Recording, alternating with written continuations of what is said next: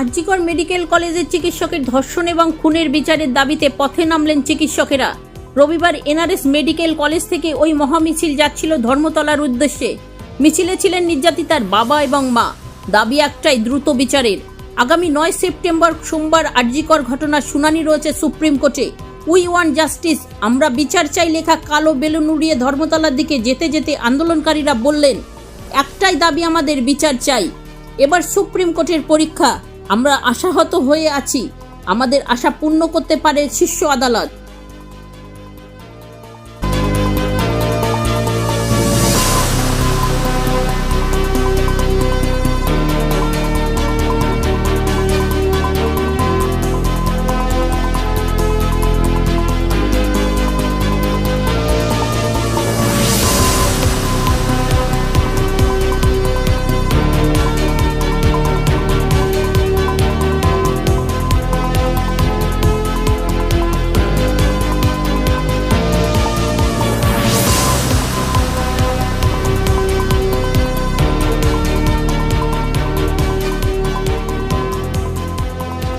দাবি খুব সাধারণ, খুব তাড়াতাড়ি ইনভেস্টিগেশন কমপ্লিট করা, খুব তাড়াতাড়ি ক্রিমিনালদেরকে অ্যারেস্ট করা, আর তারপরে তাদেরকে কোর্টে পেশ করা, এগুলো খুব আগে প্রয়োজন। তারপরে দ্বিতীয় দাবি হলো যে স্বাস্থ্য ভবনে যে সাংঘাতিক রকম একটা সিন্ডিকেট চলছে, যে দুর্নীতি চলছে, সেটাকে শেষ করা এবং সেখানে যারা যারা জড়িত সবাইকে একদম সামনে লাইমলাইটে আনা এবং তাদেরকে সাসপেন্ড করা এবং সেই যে চক্রটাকে উপড়ে ফেলা, এটা আমাদের দ্বিতীয় দাবি।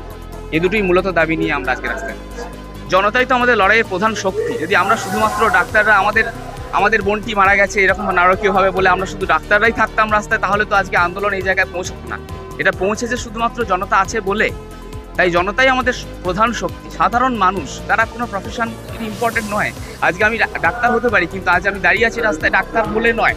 এটা আমাদের ঘরের বোন, আমাদের পাশের বাড়ির মেয়ে, এটা আমাদের নিজেদের মানুষ, তার সাথে এটা হয়েছে। তাই সমস্ত মানুষ রাস্তায় আছে, জনতা আছেন, তাই আমরা আছি। Primarily, we are demanding justice, and that should be very unbiased and as hasty as possible. ব্যাপারটা ডিলে হয়ে অনেক দিনই হয়ে যাচ্ছে, তো that is a primary demand, justice. এই অন্যায় করা ছাত্র এবং তাদের বুদ্ধিদাতা যদি কেউ থাকে, তাদেরকে সমূলে সরিয়ে দিতে হবে। তাহলে পরে আমাদের পশ্চিমবঙ্গের মেডিকেল শিক্ষা ব্যবস্থা এবং সুনাম আর কোনোদিনই ফিরবে না।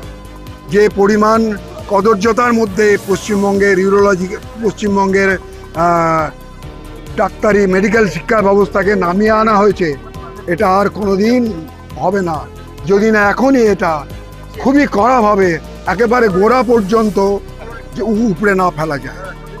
এটা আমাদের করতেই হবে, এটা আমাদের অঙ্গীকার। এটা কোনো রাজনৈতিক পার্টির হয়ে কাজ নয়, এটা সমস্ত রাজনৈতিক পার্টির ঊর্ধ্বে পশ্চিমবঙ্গ এবং ভারতের সম্মান রক্ষা করার কাজ। আমাদের এটা করতেই হবে।